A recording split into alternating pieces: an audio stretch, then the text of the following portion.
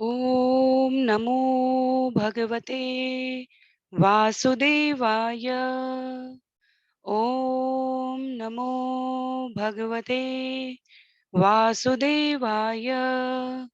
ॐ नमो भगवते वासुदेवाय। नारायणं नमस्कृत्य नरं चैव नरोत्तमं देवीं सरस्वतीं व्यासं ततो जयम् उदीरयेत्। शृण्वतां स्वकथा कृष्ण पुण्यश्रवणकीर्तना यद्यन्तस्तो यभद्राणि विदुनोति सुयत्स्यताम्। नष्टे प्रायेषु भद्रेषु नित्यं भागवत सेवया भगवत्युत्तमश्लोके भक्तिर्भवति नैष्टिकी। ॐ अज्ञानतिमिरान्धस्य ज्ञानाञ्जनशलाकया चक्षु उन्मीलितं येन तस्मै श्रीगुरुवे नमः। मूकं करोति वाचालं पङ्गुं लङ्घयते गिरिं यत्कृपातमहं वन्दे परमानन्दमाधवं। वाञ्छाकल्पतरुभ्यश्च कृपा सिन्धुभ्य एव च पतितानां पावनेभ्यो वैष्णवेभ्यो नमो नमः।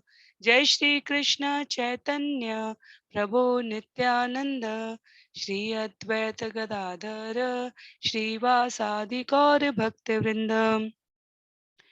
हरे कृष्णा कृष्ण कृष्ण हरे हरे, हरे राम राम राम हरे हरे।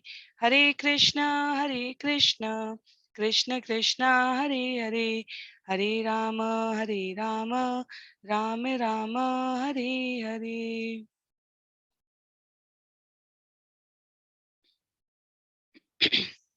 हरे कृष्णा। आप सभी को दंडवत प्रणाम। श्रीमद् भागवतम महापुराण सत्रों की इन श्रृंखला में सभी भक्तों का स्वागत है।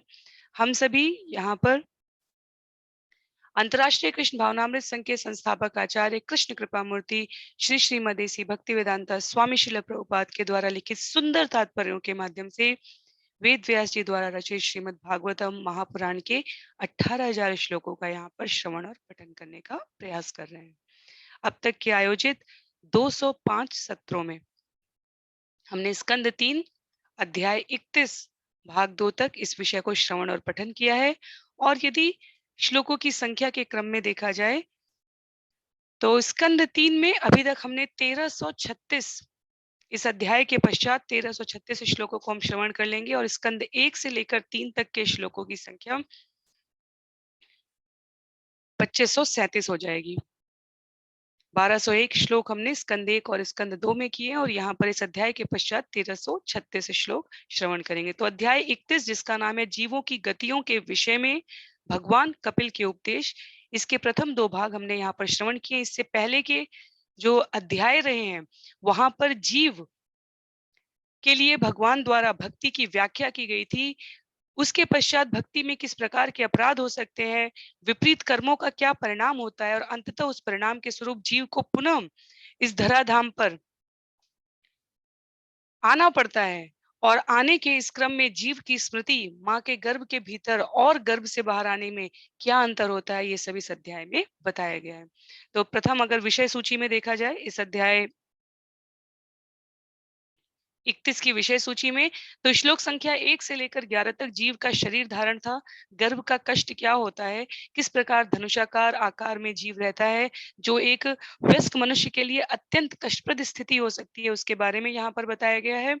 उसके पश्चात क्रमशः जीव किस महीने में किस आकार का किन अंगों के विकसित होने के क्रम में अपने आप को परमात्मा के समकक्ष, माँ के गर्भ के भीतर जीव को परमात्मा के साक्षात दर्शन हो रहे होते हैं और वो सुंदर स्तुति करता है। वो श्लोक संख्या 12 से 21 तक में था।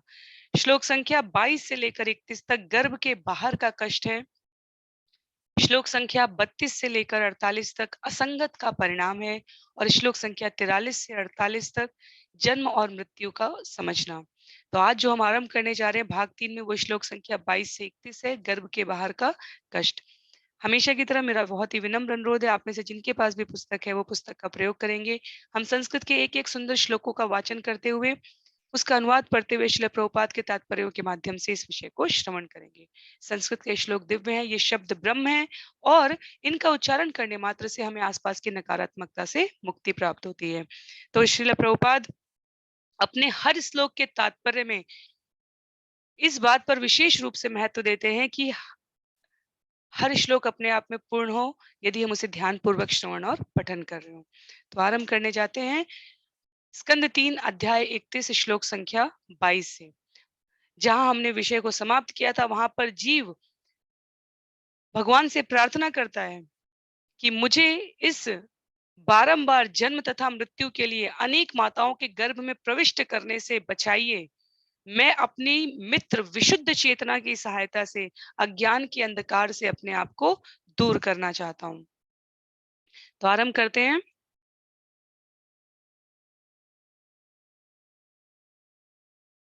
श्लोक संख्या 22 से। कपिल उवाच एवं कृतिमतिर्गर्भे दशमास्यस्तु वनऋषि सद्य क्षिपत्यवाचीनं प्रसूत्ये सुतिमारुत। भगवान कपिल ने कहा, अभी तक गर्भ में स्थित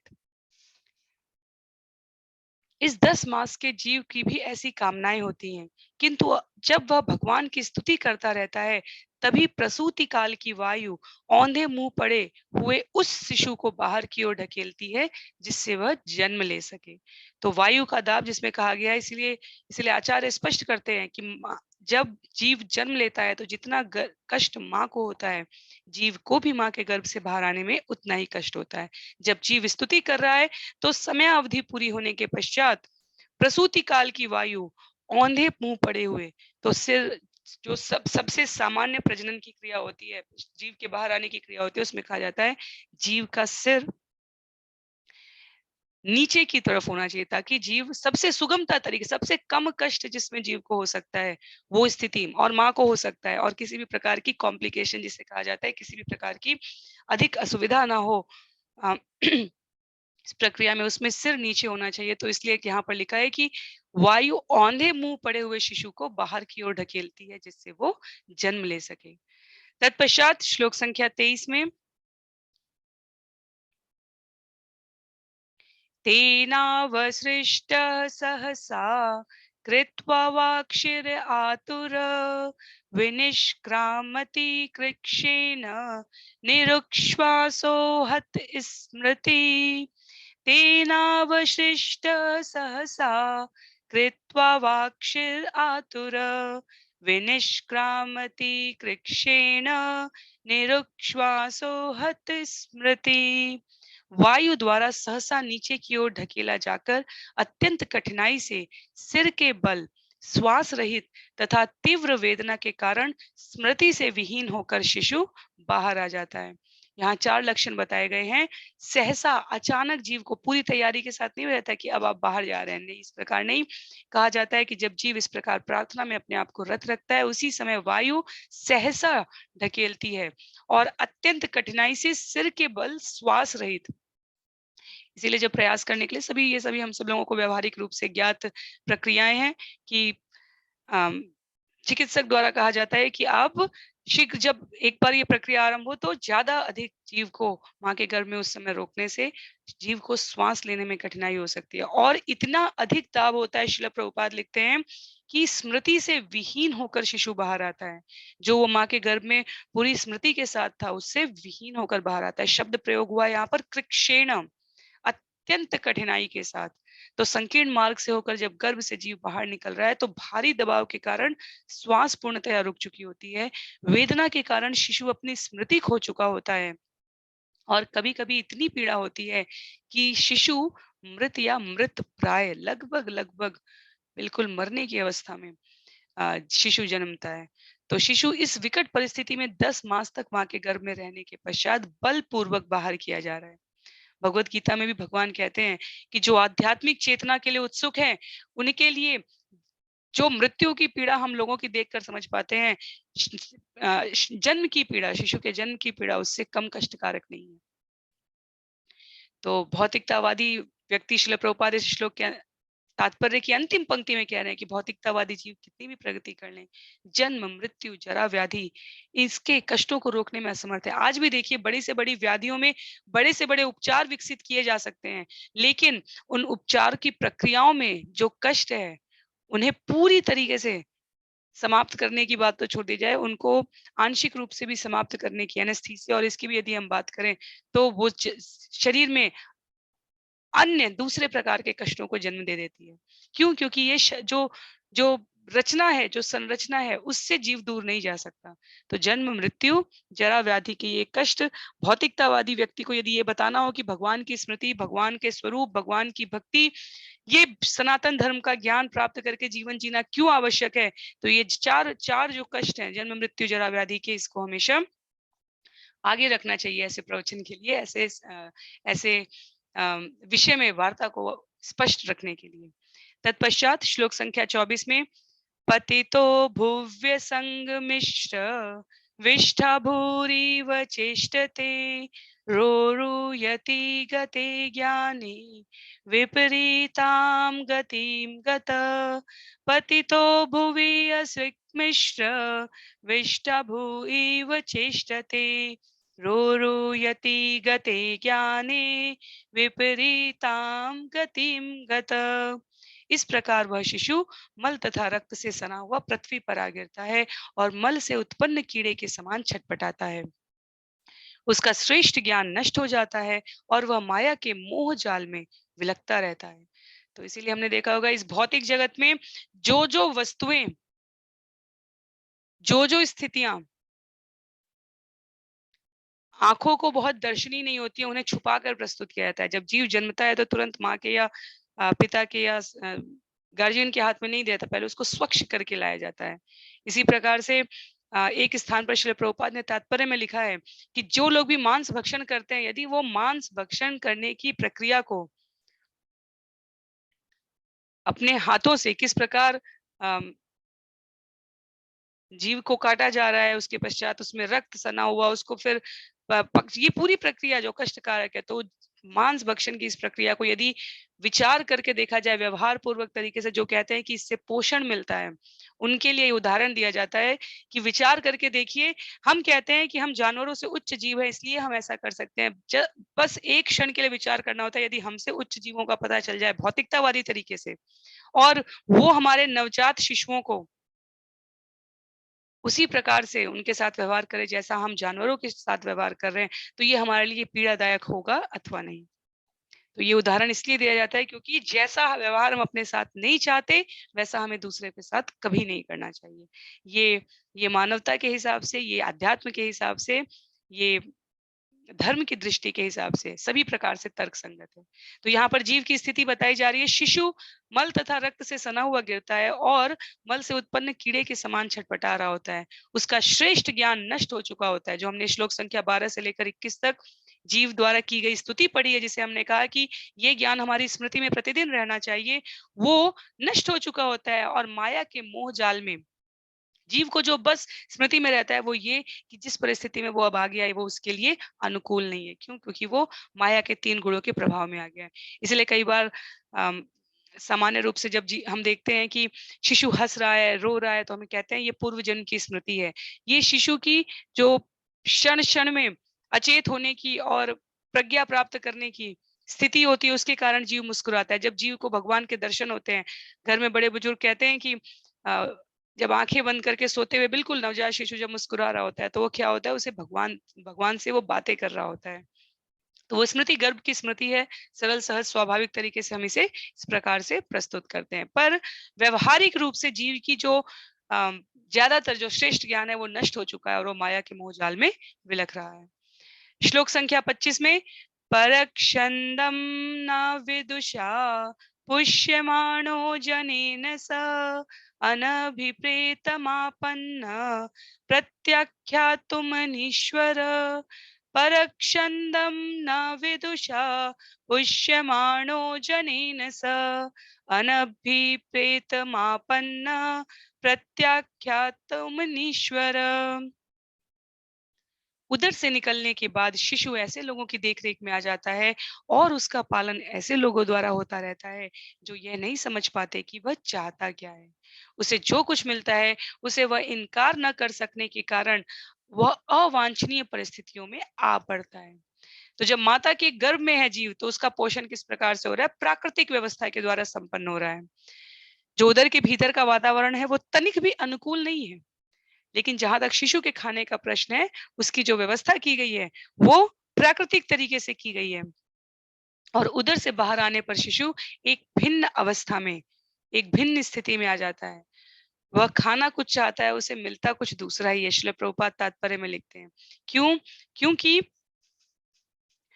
जो उसकी असली मांग है, उसे सामान्य जो आस-पास संबंधी हैं, परिवारीजन हैं, वो नहीं समझ पाते हैं। कभी-कभी जो शिशु को नहीं पसंद है, वो भी पोषण की दृष्टि से उसे प्रदान किया जाता है। कभी-कभी उसे भूख के कारण नहीं, अन्य प्रकार के कष्ट होते हैं। तो श्रील प्रभुपाद लिखते हैं, कड़वी दवा लाकर दे दी जाती है। तो ये सब जो अत्यंत विषम परिस्थितियों में है, जीव उसमें फँस जाता है और उसके कष्ट बढ़ते ही जाते हैं।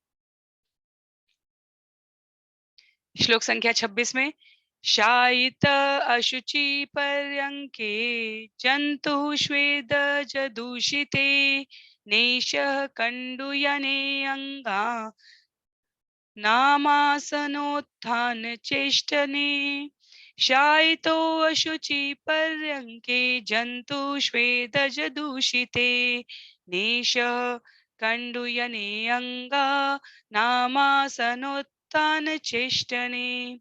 पसीने तथा कीड़ों से भरे हुए मैले कुचैले बिस्तर पर लेटाया हुआ शिशु खुजलाहट से मुक्ति पाने के लिए अपना शरीर खुजला भी नहीं पाता। बैठने, खड़े होने या चलने की बात तो दूर रही। तो ये बिल्कुल आरंभिक अवस्था है। अब हम कहें कि भौतिक तरीके से हम अब तो सुंदर बिस्तरे पर वातानुकूलित जो व्यवस्था की जाती है, उसके पश्चात भी हमने देखा है कि शिशु की जो त्वचा होती है, वो कितनी कोमल होती है। तो और ऐसी अवस्था में यदि मालिश न की जाए तो जीव उस अवस्था में होता है कि यदि उसको कहीं खुजली भी हो रही है तो वो उस कष्ट को व्यक्त नहीं कर पाता, उससे मुक्ति नहीं पा पाता। और बैठने, खड़े होने या चलने की यदि स्थिति हमें लगता है शिशु अशक्त है, तो ये अशक्तता उसके लिए अत्यंत कष्टप्रद है। और ऐसी कष्टप्रद अवस्था है, ऐसी पीड़ा का अनुभव है कि इसका कोई उपचार भी नहीं है। क्यों? क्योंकि अब तो प्राकृतिक नियमों के अनुसार जैसे-जैसे शिशु के शरीर का विकास होगा, उस प्रकार से उसके अंदर सामर्थ्य शारीरिक रूप से आने लगेगी। तो दन्त्यां त्वचं दंशामशिकामत्कुडादय रुदन्तं विगतज्ञानं कृमय कृमिकं यथा तुदन्तीयां त्वचं दंशामशिकामत्कुडादय रुदन्तं विगतज्ञानं कृमयः कृमिकं यथा। इस अवस्था में मुलायम त्वचा वाले बालक को डांस, मच्छर, खटमल तथा अन्य कीड़े काटते रहते हैं, जिस तरह बड़े कीड़ों को छोटे-छोटे कीड़े काटते रहते हैं। बालक अपना सारा ज्ञान गवाकर जोर-जोर से चिल्लाता है। विगत ज्ञानम, तो विगत ज्ञानम में जो स्पष्ट करने का प्रयास है वो ये कि जिस ज्ञान को हमने श्लोक संख्या 12 से लेकर 21 तक सुना, जिसे भगवान कपिल माता देवहूति के माध्यम से हर प्राणी को अवगत कराने के उद्देश्य से व्यक्त कर रहे हैं कि जीव गर्भ में उस ज्ञान की स्मृति रख सकता है। मृत्यु के समय भी उस स्मृति को ध्यान में रखना मुश्किल हो जाता है क्योंकि जीव इतना भौतिक संसर्ग कर चुका होता है। पर जन्म के समय उस स्थिति में जीव पुनः अपने आप को नहीं लाना चाहता और अब जन्म लेने के पश्चात वो कितना भी प्रयास करे, परिस्थितियों के वशीभूत होकर उस ज्ञान को भूल चुका होता है। तो श्रील प्रभुपाद कहते हैं, इसलिए कृष्ण भावना संबंधी ज्ञान बचाने के लिए हमें सदैव सचेत रहना चाहिए। प्रतिकूल परिस्थितियों से बचने का प्रयास करना चाहिए। प्रतिकूल क्या है? जो भजन में, जो भक्ति में, जो कृष्ण चेतना के भावनामृत चेतना के विकास में सहायक नहीं है, वो सब कुछ प्रतिकूल है। तो ये एकदम बिल्कुल स्पष्ट परिभाषा है प्रतिकूलता की। भौतिक समृद्धि, भौतिक विपन्नता, भौतिक यश, भौतिक अपयश, ये सब कुछ समय काल के लिए आवश्यक प्रतीत हो सकते हैं, पर ये शाश्वत नहीं है। शाश्वत क्या है? अपने आप को भगवत भक्ति के लिए अनुकूल वातावरण में रखना। तो ये सरल श्लोक है, इसलिए हम लोग इन पर शीघ्रता से आगे बढ़ सकते हैं। जहां भी तत्व की चर्चा आएगी वहां हम उसे विस्तार से करेंगे। श्लोक संख्या 28 में इत्येवं शैशवं भुक्त्वा दुःखं पौगण्डमेव च अलब्धाभीप्सितो ज्ञानात् इत्थमन्योषु चार्पित इत्येवं शैशवं भुक्त्वा दुःखं पौगण्डमेव च अलब्ध अभीप्सित ज्ञानात् इत्थमन्योषु चार्पित। इस प्रकार विविध प्रकार के कष्ट भोगता हुआ शिशु अपना बाल्यकाल बिताकर किशोरावस्था प्राप्त करता है। किशोरावस्था में भी वह अप्राप्य वस्तुओं की इच्छा करता है, किंतु उनके न प्राप्त होने पर उसे पीड़ा होती है। इस प्रकार अज्ञान के कारण वह क्रुद्ध तथा दुखित होता है। तो अब जीव का क्रमिक विकास हो रहा है, तो पौगंड अवस्था में शिशु अवस्था से बाल्यकाल को लेकर अब पौगंड अवस्था की बात की जा रही है। आचार्यों ने इसको चैतन्य महाप्रभु की लीला में भी आता है किस प्रकार से शैशव अवस्था से पौगंड अवस्था, किशोरावस्था, तो जो जन्म से लेकर 5 वर्ष तक की अवस्था है उसे बाल्यकाल कहा गया है, और 5 वर्ष से 15 वर्ष की अवस्था जिसे कहा गया है वो किशोरावस्था कहलाती है। 16 वर्ष से युवावस्था आरंभ होती है। ज्ञान की बात करें तो उसी क्रम में जीव का ज्ञान भी विकसित होने लगता है। तो अगर बच्चा विद्यालय ना जाना चाहे तो भी उसे हम विद्यालय भेजते हैं, पढ़े, परीक्षाएं दे, खेलने का जो क्रम है वो धीरे धीरे कम किया जाता है, भिन्न तरीके से किया जाता है। कहने का अभिप्राय ये है कि जो भी भौतिक जगत के नियम है अब जीव को उसके अंतर्गत पालन करने का प्रयास करना होता है। तो केवल बाल्य अवस्था की बात करें तो जो अनेकों प्रकार के लोभ, क्रोध, मोह, एक शिशु को अपने हाथ में आई हुई वस्तु से कितना लोभ होता है, वो दूसरे के हाथ में जो वस्तु है उसके प्रति कितना मोह होता है, और जब ये दोनों अवस्थाएं पार हो जाती हैं और ये नहीं प्राप्त होता है तो कितना क्रोध आता है। तो लोभ, मोह, क्रोध जो गीता में नरक के 3 द्वार बता दिए गए हैं, एक शैशव अवस्था से ही माया के प्रभाव से शिशु के भीतर ये तीनों उसके आचरण में, उसके व्यवहार में अपना प्रभुत्व दिखाने लगते हैं। तो बिल्कुल छोटी सी बात हो सकती है, जो दूसरे के हाथ में खिलौना है या जो अपने पास है, दोनों के प्रति लोभ और मोह का जो क्रम होता है वो ना प्राप्त होने की अवस्था में क्रोध में परिवर्तित हो जाता है। एक छोटा बच्चा भी क्रोध करता है तो आसपास के माता पिता, संबंधी, परिजन उसको बड़े ही प्यार से, स्नेह से देखने का प्रयास करते हैं और कई बार क्रोध भी करते हैं। तो ये जितने भी प्रकार के गुणों के प्रभाव हैं वो दृष्टिगोचर होने लगे हैं। इसलिए श्रील प्रभुपाद कहते हैं अगले श्लोक में कपिल भगवान ने कहा है, सह देहेन मानेन वर्धमानेन मन्युना करोति विग्रहं कामी कामेष्वन्ताय चात्मना। सह देहेन मानेन वर्धमानेन मन्युना करोति विग्रहं कामी कामेष्वन्ताय चात्मना। शरीर बढ़ने के साथ ही जीव अपने आत्मा को परास्त करने के लिए अपनी झूठी प्रतिष्ठा को तथा क्रोध को बढ़ाता है, और इस तरह वह अपने ही जैसे कामी पुरुषों के साथ वैर उत्पन्न करता है। तो हम अगर विचार करें तो श्रीमद् भागवतम को भक्तों द्वारा भगवान की लीला जो गाई गई है या भगवान द्वारा भक्तों के साथ कैसा व्यवहार किया गया है उसकी कथा कही के रूप में प्रस्तुत किया गया है। पर आचार्य जो कहते हैं ऐसा कोई विषय नहीं है सामाजिक, आर्थिक, राजनीतिक, पारिवारिक, शारीरिक, सांसारिक जिसका उत्तर श्रीमद् भागवतम में नहीं है, जिस पर चर्चा नहीं की गई है। और हम देख सकते हैं स्पष्ट रूप से कि यहाँ एक शिशु के हाव भाव, जन्म से लेकर हाव भाव की प्रक्रिया को भी कपिल भगवान जो स्वयं भगवान रूप में सांख्य शास्त्र के प्रणेता है वो आकर व्यक्त कर रहे हैं। क्या कह रहे हैं? शिशु का शरीर अब जब बढ़ रहा है तो जीव अपने आत्मा को परास्त करने के लिए, जो उस गर्भ में उसका सबसे बड़ा सुहृदयी मित्र था, जीव ने कहा था, उस आत्मा को परास्त करने के लिए अपनी झूठी प्रतिष्ठा और क्रोध को बढ़ाता है और कामी पुरुषों के साथ वैर उत्पन्न करता है। कामी पुरुष कहे गए हैं जिनके पास कामनाएं हैं। यदि दो व्यक्तियों के पास एक जैसी कामनाएं हैं और वस्तु एक ही है तो निश्चित रूप से उनमें वैर बढ़ेगा। जैसे हम कहीं इंटरव्यू के लिए जाते हैं, कहीं किसी कंपटीशन की तैयारी कर रहे हैं, कोई भी व्यवहारिक स्थिति में देखी जाए, कोई एक प्रमोशन होना है, कोई एक सीट के लिए कैंडिडेट है, तो क्या होगा?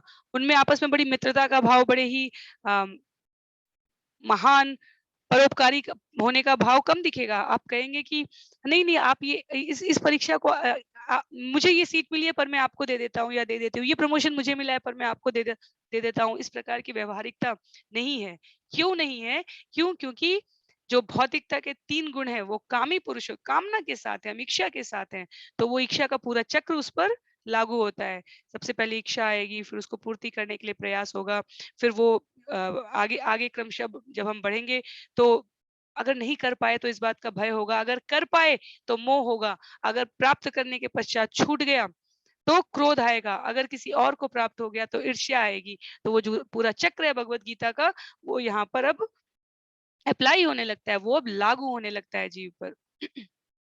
तो कहने के लिए जीव शाश्वत था, लेकिन गुणात्मक रूप से परमेश्वर के समतुल्य होने के बावजूद जब वो एक बार इस भौतिक जगत माया के वशीभूत होकर भवसागर में आ गिरता है, तो कामना के कारण जो उसकी का उच्च पद है, जो आत्मा को परमात्मा के साथ संबंध करने की प्रक्रिया, उससे विमुख होकर अपनी ही आत्मा को परास्त करने के लिए इस प्रकार रजोगुण की स्थिति हो गई, जहां पर प्रतिस्पर्धा होगी। तमोगुण की स्थिति आ जाएगी, जहां पर क्रोध होगा, और इस प्रकार पूरा अज्ञान आत्मा को आच्छादित कर लेता है। जीव नारकीय जीवन की सर्वाधिक अधम स्थिति में आ गिरता है।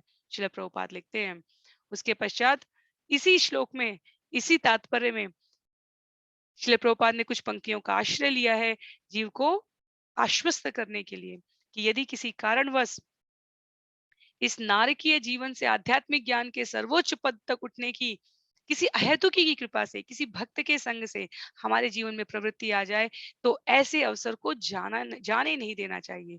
काम कृष्ण कर्मार्पणे। नरोत्तम दास ठाकुर का उदाहरण देते हुए श्रील प्रभुपाद कहते हैं कि जो वैष्णव संप्रदाय के महान आचार्य, उन्होंने कहा है कि कामना के कारण हम इंद्रिय तृप्ति के लिए अनेक वस्तु चाहते हैं, लेकिन हमारा जीवन कैसा होना चाहिए? काम कृष्ण कर्मार्पणे।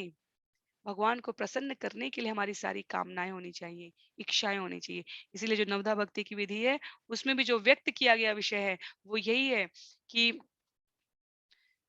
अपनी इंद्रियों का प्रयोग समस्त प्रकार से, कान का, जिह्वा का, नेत्रों का, हाथ पैरों का, मन का, बुद्धि का, अहंकार का, इन सब का प्रयोग भगवत प्राप्ति के लिए, भगवत चेतना को विकसित करने के लिए देखना चाहिए। क्यों? क्योंकि भगवान किसी से द्वेष नहीं करते, भगवान समदर्शी हैं, पर भक्तों पर विशेष रूप से कृपा करते हैं। तो जो अपना पूर्व शुद्ध आध्यात्मिक पद है उसको प्राप्त करने के लिए जीव प्रयास करे, तो निश्चित रूप से वो पुनः इस भव बंधन में नहीं फंसेगा। अंतिम पंक्तियों में श्रील प्रभुपाद लिखते हैं, रूप गोस्वामी जी की संस्तुति है कि इस संसार में इंद्रिय तृप्ति की अनेकों वस्तुएं हैं और शरीर पालन करने के लिए उनकी आवश्यकता भी पड़ती है। तो निष्काम भाव से कर्म करते हुए इन समस्त संसाधनों का प्रयोग कृष्ण की इंद्रियों की तुष्टि के लिए करना चाहिए, और इसीलिए इसको वास्तविक त्याग कहा गया है। जंगल में चले जाना, एकांत में तपस्या करना, शरीर को हठयोग की पद्धति के द्वारा जबरन प्रयास पूर्वक इंद्रियों को यदि हम वश में करने का प्रयास करते हैं, तो ये सिर्फ और सिर्फ केवल और केवल उतने समय काल तक संभव है। पर जब हम आसपास के संसाधनों का प्रयोग भगवान की प्रसन्नता के लिए करते हुए तब उसका उपयोग करते हैं, तो पूरे 24 घंटे अहर्निश हमारी जो चेतना है वो भगवान की भक्ति में रहती है। तो व्यवहारिक है भक्ति, इसलिए आचार्य कलयुग के लिए विशेष रूप से इसकी संस्तुति कर रहे हैं। तत्पश्चात श्लोक संख्या 30 में, भूते पंचभियारब्धे देहि देहे अबुध असकृत अहम ममेत्य सद्ग्राह करोति कुमतिर्मतिम्। भूते पंचभियारब्धे देहि देहि अबुध असकृत अहम ममेत्य सदग्राह करोति कुमतिर्मतिम्। ऐसे अज्ञान से जीव पंच तत्वों से निर्मित भौतिक शरीर को स्व मान लेता है। इस भ्रम के कारण वह क्षणिक वस्तुओं को निजी समझता है और अंधकारमय क्षेत्र में अपना अज्ञान बढ़ाता है। तो पंच निर्मित, पंच तत्वों से निर्मित ये सब ज्ञान हमने विराट स्वरूप के समय जीव के अन्य अन्य अध्यायों में भी श्रवण किया है, भगवत गीता में भी श्रवण किया है। उसके बारे में यहाँ पर कहा जा रहा है कि इस भौतिक शरीर को, पंच तत्व से निर्मित शरीर को स्व मान लेता है जीव इस विकास की प्रक्रिया में, और क्षणिक वस्तुओं को निजी मान लेता है। इस भ्रम के कारण अंधकारमय क्षेत्र में अपना ज्ञान और बढ़ाता चला जाता है। तो विचार करके देखें, ये बिल्कुल सत्य है। जब हम पहली बार किसी से कहेंगे ये शरीर नश्वर है, तुम्हारा नहीं है, और यदि हमारे अंदर धर्म की परिभाषा तक का ज्ञान नहीं है, तो सामान्य जन में आप जाकर किसी से कहिए तुम शरीर नहीं आत्मा हो, वो उल्टा कहेगा, वो कुछ ना कुछ अप्रिय शब्द ही कहेगा, यदि उसे भक्ति का, यदि उसे अध्यात्म का, सनातन का तनिक भी बोध नहीं है। आप देखिए, विश्व की करीब करीब पूरी पूरी आबादी 1, 2, 3, 5% छोड़ दी जाए तो, और वो भी सनातन धर्म के ज्ञान के कारण है, ये जानते हुए भी कि सबका शरीर नष्ट हो रहा है, अपनी समस्त क्रियाओं को, फिर भी शरीर से ऊपर के भाव में सतत प्रयास करके भी अहर्निश नहीं लगा पा रही है। कहने का भाव ये है कि सनातन धर्म की बात छोड़ दें तो अन्य मान्यताओं में, अन्य संप्रदायों में भी आपने पाप किया है, आप आकर व्यक्त कीजिए और आप पुनः पाप करने के लिए स्वतंत्र हो गए। ये किस प्रकार का ज्ञान हुआ? या किसी किसी संप्रदाय में दूसरे पर अत्याचार करना, दूसरे को पीड़ित करने से अपनी मान्यता के जो सर्व सिद्ध व्यक्तित्व हैं वो प्रसन्न होंगे। ये किस प्रकार का ज्ञान हुआ?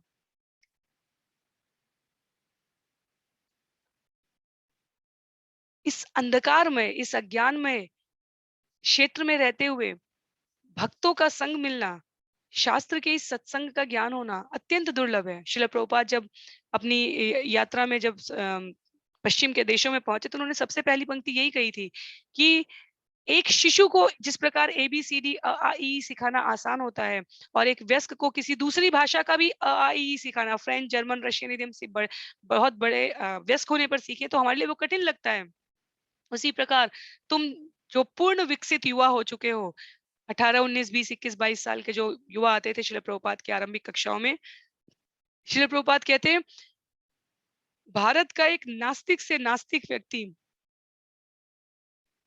अपने आसपास आरंभिक जीवन से ही नदी, पेड़, पर्वत, पत्थर, इनमें आध्यात्म को कैसे देखा जाए, नास्तिक से नास्तिक व्यक्ति को इसका ज्ञान होता है। तुलसी को जल देना, सूर्य भगवान को अर्पण करना, अम, विग्रहों की पूजा करना, गाय को, कुत्ते को खिलाना, किस प्रकार बड़ों का सम्मान करना, नास्तिक से नास्तिक व्यक्ति जो कह दे मुझे शास्त्र पढ़ने में रुचि नहीं है, उसके भीतर भी इसका ज्ञान होता है। और अन्य सभ्यताओं में वयस्क से वयस्क व्यक्ति शरीर बोध के ऊपर के ज्ञान को समझ पाने में अक्षम रहता है, जब तक कि किसी भक्त की कृपा का जो संघ की कृपा है वो प्राप्त ना हो। तो ये जो अंधकारमय क्षेत्र है, श्रील प्रभुपाद कहते थे तुम लोगों के लिए ये क ख ग घ आरंभ करना मेरे लिए बहुत ही कष्टप्रद है एक प्रकार से। इसलिए इसीलिए वहां पर ही श्रील प्रभुपाद ने सबसे पहले ये नियम निकाला था कि यदि किसी अभक्त को भगवान के बारे में प्रवचन करना है, क्योंकि भगवत गीता में भगवान ने इसको मना किया, अध्याय 18 में भगवान कहते हैं जिनकी भगवत नाम सुनने में रुचि नहीं है उनके सामने प्रवचन नहीं करना है। तो क्या करना है? उन्हें प्रसाद देना है। उन्हें प्रसाद देना है। उनको संभव हो तो सामूहिक कीर्तन वाले स्थान पर लेके जाना है। 1 to 1 एक एक जो करते हैं प्रवचन उस प्रकार का उपदेश नहीं करना है। तो पंच तत्वों से निर्मित भौतिक शरीर को स्व मानने का ये जो क्रम है, ये आरंभ हो जाता है माया के प्रभाव से। और उसके पश्चात श्लोक संख्या 31 में भगवान कपिल कहते हैं तदर्थं कुरुते कर्म यद्बद्धो याति संसृतिं यो नु याति ददत् क्लेशम् अविद्या कर्म बंधना। तदर्थं कुरुते कर्म यद्बद्धो याति संसृतिं यो नु याति ददत् क्लेशम् अविद्या कर्म बंधना। जो शरीर जीव के लिए निरंतर कष्ट का साधन है और जो अज्ञान तथा कर्म के बंधन से बंधे जीवों का अनुगमन करता है, उस शरीर के लिए जीव अनेक प्रकार के कार्य करने पड़ते हैं, जिससे वह जन्म मृत्यु के चक्र के अधीन हो जाता है। तो शरीर जीव के लिए निरंतर कष्ट का साधन है। जब जन्मता है तो भी कष्ट देता है, जैसे जैसे विकास होता है तैसे तैसे अनेकों प्रकार के जो व्यष्टि गुण है उनके प्रभाव में आकर कष्ट प्रदान करता है। और जितना शरीर का बोध बढ़ता जाता है, अज्ञान तथा कर्म का जो बंधन है, जीव उसका अनुगमन करने के लिए उतना उत्प्रेरित होने लगता है और इस प्रकार जीव शरीर के लिए ऐसे अनेक कार्य करने लगता है जो उसे जन्म मृत्यु के अधीन रखता है। तो पूरा चक्र बताया जा रहा है कि जो शरीर को स्व मान लेगा, वो अपने शारीरिक विस्तारों को, परिजनों को, जन्मभूमि को पूज्य मानने लगेगा। और विचार करके देखिए, मैंने इस बात का निर्णय नहीं किया कि मैं भारत भूमि में जन्म लूंगी या अन्य भूमि में जन्म लूंगी, या किसी अन्य जीव ने भारत भूमि में जन्म लेना है, या किसी भी अन्य देश का नाम लेने की आवश्यकता नहीं है।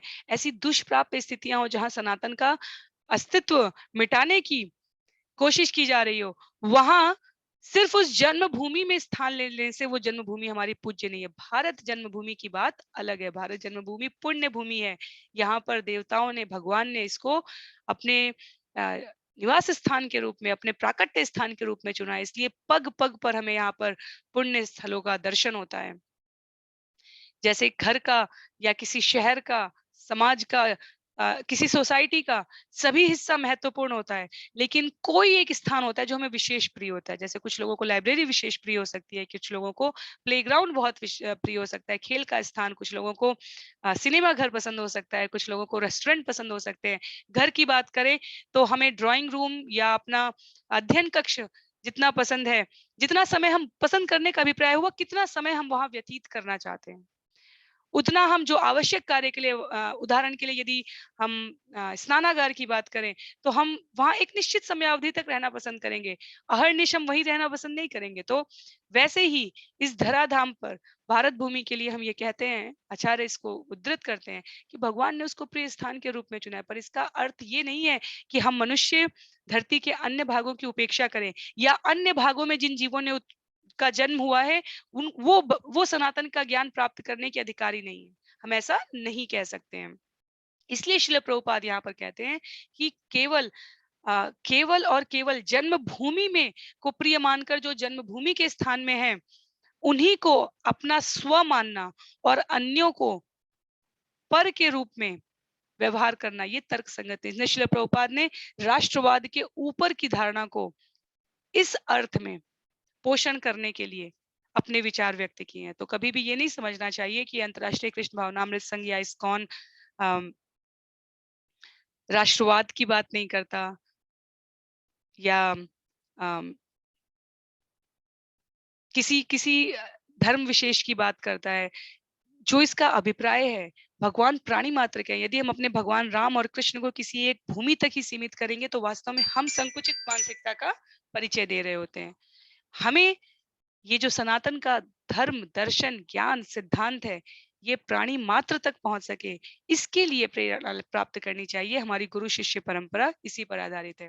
ये जो आधुनिक सभ्यता में देहात्म बुद्धि के कारण ये जो सरकारी राष्ट्रीय नेता जनता को गुमराह करने का प्रयास कर रहे हैं, श्रील प्रभुपाद कहते हैं, ये इनका अपना तथाकथित स्वार्थ है। प्रथम विश्व युद्ध से लेकर द्वितीय विश्व युद्ध से लेकर अनेकों प्रकार के जो युद्ध हुए हैं, अहिंसा की बात अपनी जगह है, स्वरक्षा की बात को श्रील प्रभुपाद या आचार्य या भगवान श्री कृष्ण स्वयं कभी नहीं नकारते। पर कहने का अभिप्राय है कि हमेशा इसका मर्म समझना चाहिए, इसमें किसको लाभ हो रहा है। अंधा यथांधे रूपनी माना, कहा गया है, अंधा जब अंधे का मार्गदर्शन करेगा तो परिणाम ये निकलेगा कि सभी गड्ढे में गिरेंगे। तो इसलिए शासक को सनातन धर्म के ज्ञान से आप्लावित होने पर हमारे जो क्रमिक सभ्यता का विकास रहा है राजा महाराजाओं का, उसमें विशेष जोर दिया गया है। क्यों? क्योंकि जब ये ज्ञान दर्शन बना रहेगा, तभी जनता को, सामान्य जन को उच्च मानवीय मूल्यों के, जीवन के अर्थ के बारे में सम्यक ज्ञान प्राप्त हो सकेगा।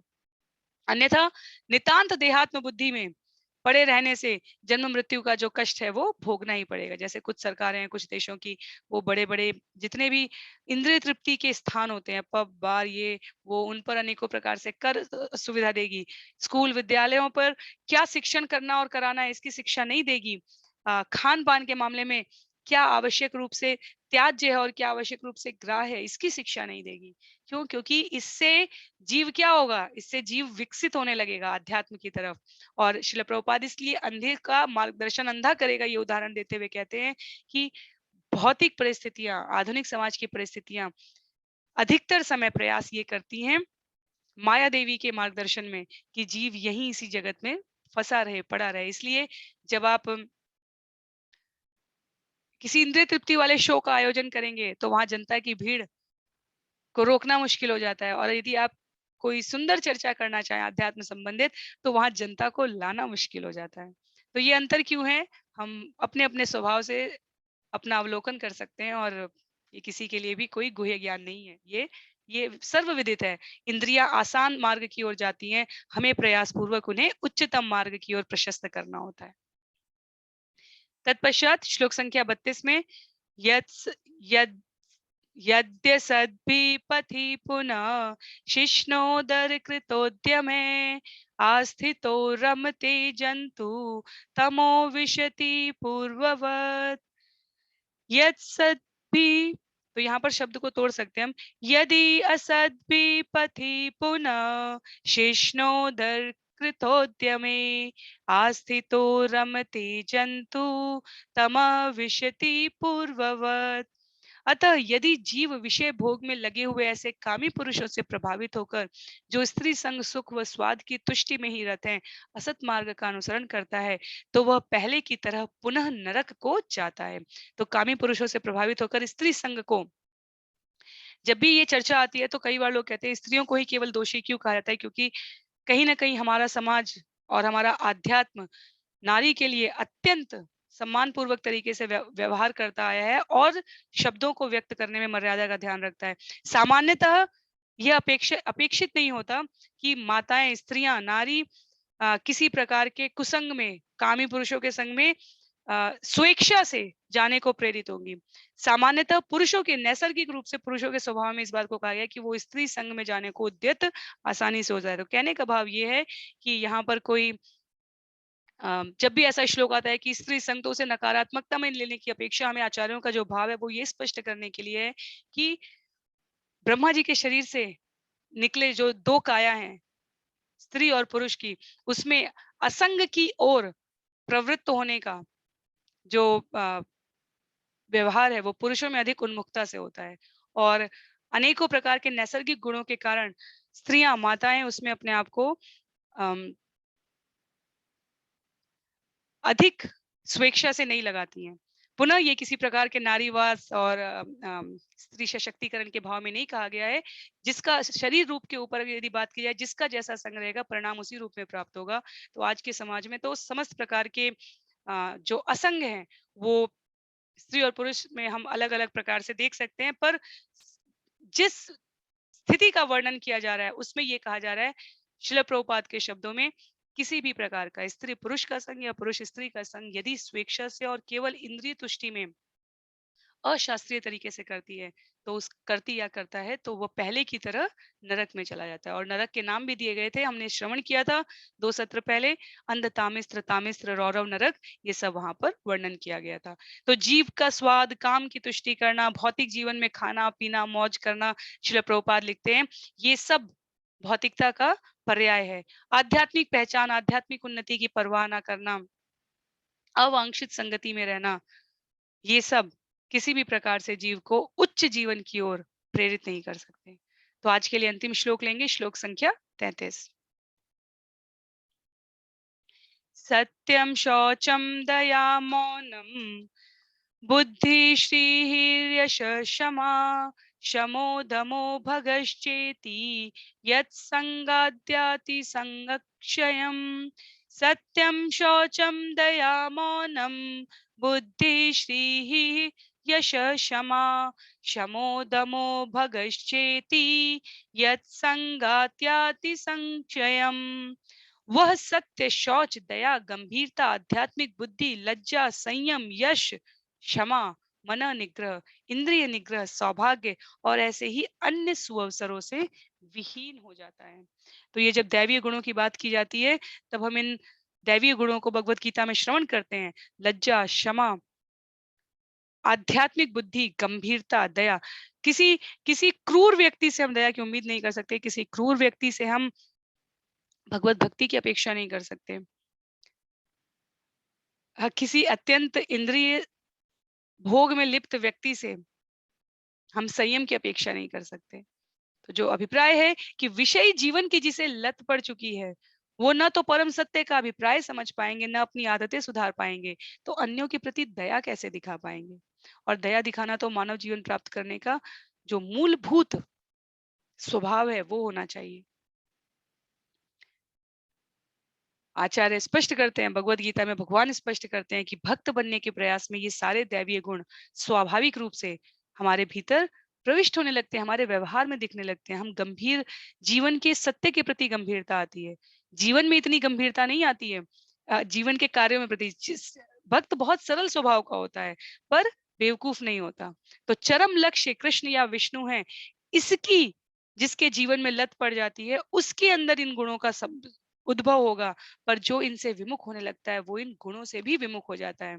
और इसीलिए बड़े ही प्रामाणिक तरीके से श्रील प्रभुपाद ने आचार्यों का उद्धरण देते हुए विश्व की समस्त सरकारों को, अमेरिका के मेयर से लेकर अनेकों अनेकों अनेकों पत्र हैं श्रील प्रभुपाद के, तत्कालीन भारत के प्रधानमंत्री, राष्ट्रपति, राज्यपाल की संवाद के साथ उनकी जो वार्ता हुई है, पत्र वार्ता, उसमें भी उन्होंने कहा था कि मेरे पास वो मार्ग है कृष्ण भावनामृत का, जिसके माध्यम से सामाजिक सुव्यवस्था, अंतरराष्ट्रीय स्तर पर समरसता कैसे स्थापित की जाती है, वो उसका कानून, सिद्धांत, मूलभूत नीति निर्देशक तत्व मैं आपको प्रदान कर सकता हूँ, यदि आपकी रुचि हो तो। तो हास परिहास में नहीं, ये वास्तव में सत्य है कि कई बार न्यूयॉर्क और सैन फ्रांसिस्को की पुलिस रात में जो ड्रग्स और की लत में, जो अनेकों प्रकार के मादक द्रव्यों के सेवन में लत युवा होते थे, उनको सिर्फ जैसे ही सुनती थी कि वो इस्कॉन सेंटर पे पहुंच गए या घुस गए या छुप गए हैं वहां जाकर, पुलिस निश्चिंत होकर बाहर आ जाती थी कि एक बार इस्कॉन सेंटर में जाने का अर्थ है कि ये तो अब हमसे भी अधिक लेवल का, हमसे भी अधिक स्तर का अनुशासन और कड़ा जीवन जीते हैं, तो अब हमें कार्य करने की आवश्यकता, इनको दंड देने की आवश्यकता नहीं है। तो आध्यात्मिक जीवन की उन्नति वास्तव में शिल प्रभुपाद द्वारा बताए गए 4 नियामक सिद्धांतों से, 16 माला के जाप से, बुद्धि की शुद्धता से, हरिनाम चिंतामणि में जैसे व्यक्त किया गया है कि जब हरिनाम के जाप का प्रकाश जीवन में उदित होता है, तो अज्ञान और अनर्थ अपने आप नष्ट हो जाता है। तो उसी भाव में हमें ये ज्ञान श्रवण करना चाहिए, प्राप्त करने का प्रयास करना चाहिए और आचरण करना चाहिए। तो आज के लिए सत्र को यहीं पर समाप्त करेंगे। अगले सत्र में श्लोक संख्या 34 से हम इस विषय को आगे पढ़ेंगे। श्रील प्रभुपाद की जय, श्रील गुरुदेव की जय, अनंत कोटि वैष्णव वृंद की जय, नामाचार्य श्रील हरिदास ठाकुर की जय, श्रीमद् भागवतम महापुराण की जय। हरे कृष्णा।